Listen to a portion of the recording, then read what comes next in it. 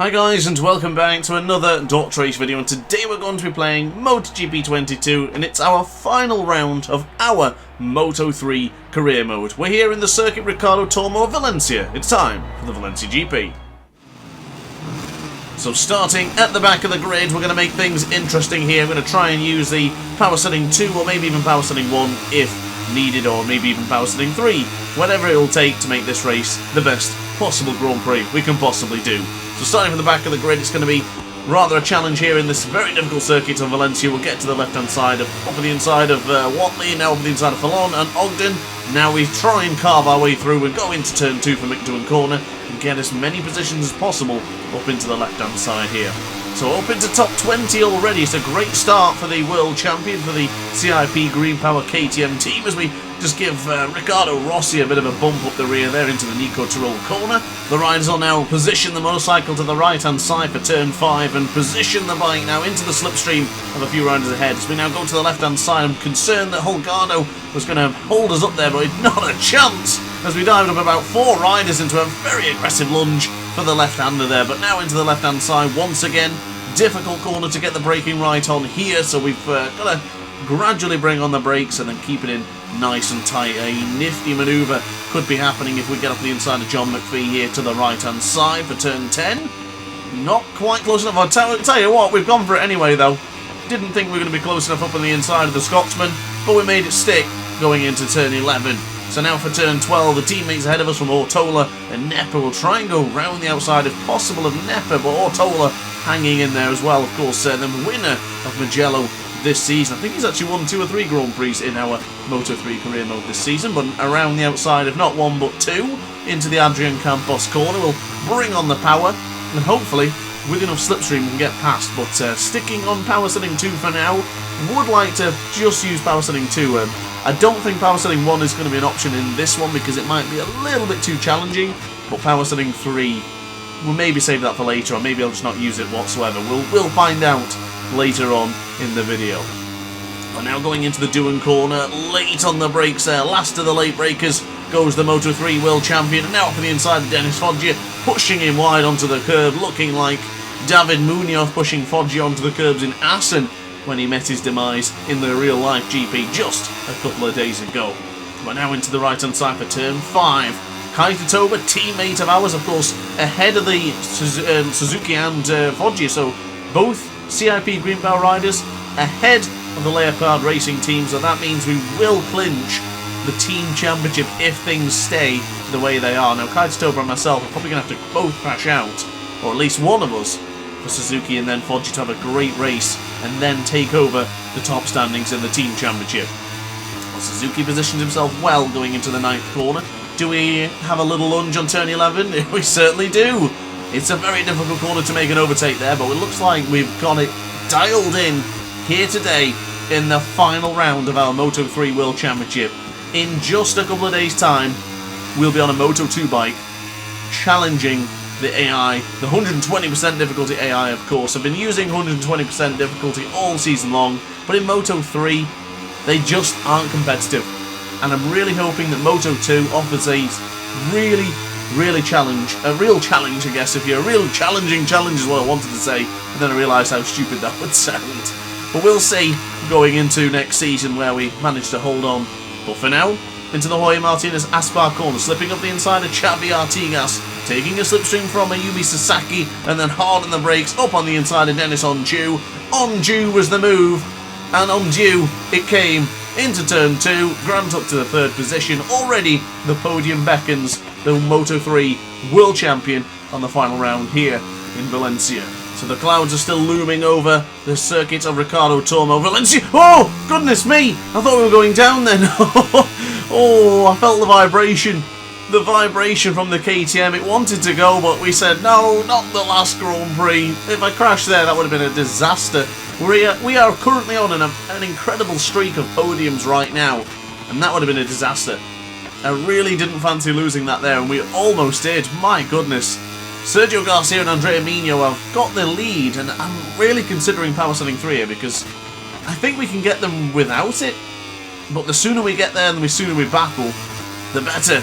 the entertainment will be, because I love a good battle. Never really one for riding on my own. I'd rather bring the power setting down and go up against them with absolute reckless abandon. Let the AI fight me and let me fight with the AI. But to the left-hand side, Garcia's got a small amount of a gap there to Andrea Migno, the young Spaniard against the somewhat experienced Italian now in Moto3. We're coming out of the Adrian Campos corner, cutting across the pit entry there. 0.8 of a second. Now up to 0.9 of a second. That might breach a second by the time we get that one. And look at that. It's always good to see a 1:39 flat for the Moto3 World Champion as we now go into the left-hand side. A little bit cut. Oh, I don't know. It looked like we were sliding the rear into the Jorge Martinez Aspar corner. We did go for the double medium combination. So in theory, we should be absolutely fine. But there was certainly a bit of a slide I would like to avoid from now on.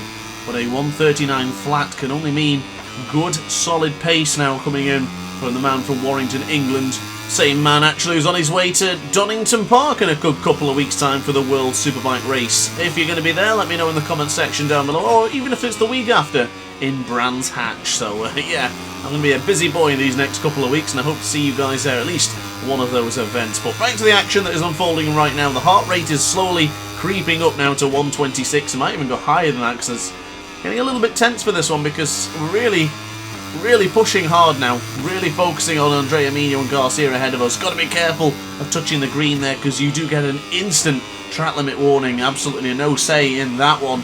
The FIM officials are certainly straight on the top of that one. There's Rossi in the background with the mural as we now go to the right hand side for the Campi Jaros corner. Don't even think I pronounced that right, but hey ho, I give it a try. As we now go to the left hand side, a gap. It's still roughly the same. Onchu is not closing in somewhat, but we are just slowly taking away a little bit of time. But it's not going to be good enough to improve the lap time or even make a significant dent to Andrea Migno of Garcia's lead. And speaking of Andrea Migno, he looks like he's gone for it. Penultimate lap beckons the Italian to get into the lead and hopefully break away from Garcia. That's what the River Cold Snipers team are certainly going to be hoping for at this stage of the Grand Prix. The heart rate has increased and the commentary is getting intense. You know this one is going to go down to the wire. We've finally arrived here into the Doohan corner with a 0.3 of a second gap. This is where heroes are made. Can we chase them both down? To the right hand side for the Tyrrell corner. Ooh, looked like we cut the green there ever so slightly as we now go to the right hand side for turn 5. Be very careful of running it too deep. You've seen what happened earlier on when we went too tight into that corner rather than too deep. But to the left hand side for the Angel Nieto corner. Get a good drive out of here with power setting 2, don't forget. We're still in the second power setting, but Andrea Migno's getting away here, ladies and gentlemen. Sergio Garcia better not hold us up as we try and go around the outside into turn 8. The same spot where Quartararo lost his championship hopes a couple of years ago in MotoGP. As we now got to the left-hand side, turn 9. Didn't want Sergio Garcia to fight us here, really didn't. We'll slip it up on the inside for 11. Confident on the brakes for the KTM. And now we can start our attack to the Italian, Andrea Migno. I'd absolutely love to end this season within an absolute bang. Winning this Grand Prix would just be the cherry on top of the metaphorical cake. And I can't wait to see it come to fruition as we go to the left-hand side for turn 14. Do we get the slipstream? Rhyming accidentally. Bring on the power, bring on the slipstream, bring on the draft. As we now go across the line. This will be a fast lap for us, actually. A 1:38.841 for the young, I say young, I'm getting on to 27 years old, but Sergio Garcia tries to get involved now. Don't mess me up into the left-hand side. For goodness sake, I had one request, Garcia. Damn it. But Migno, 0.4 of a second. We lost 2.5 of a second in that first corner just due to that contact from Garcia.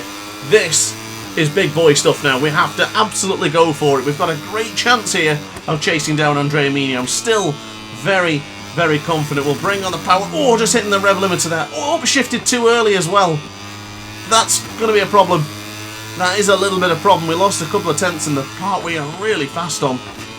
That is a little bit of a call for concern. I just went for the gear and I just tapped it twice instead of just once. Goodness me.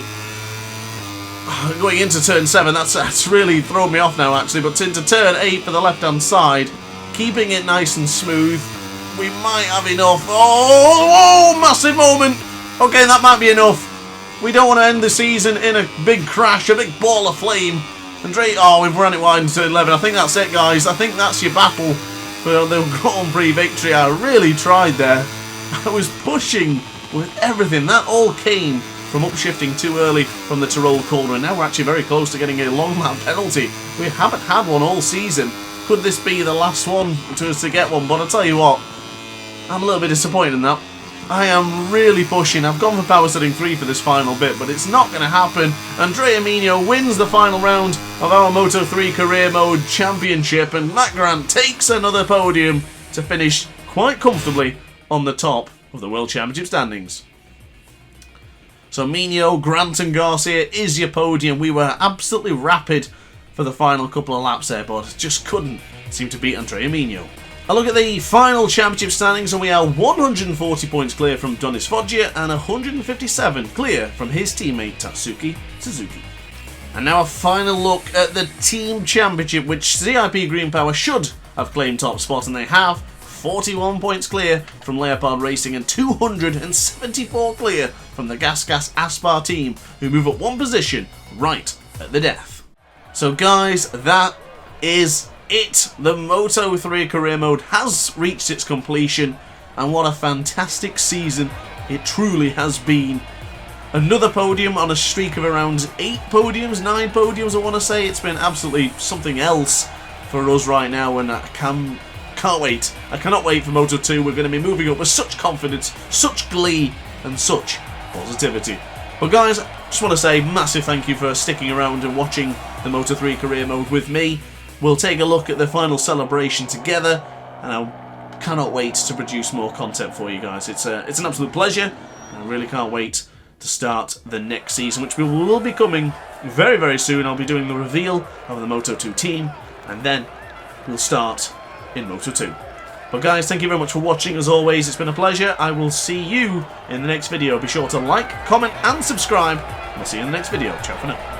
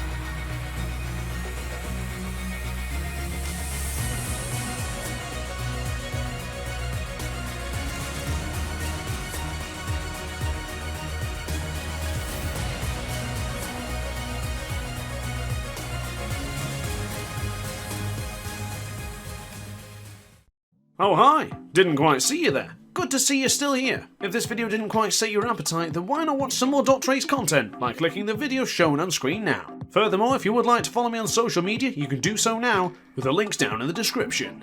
Consider subscribing so you don't miss a single DrAce video.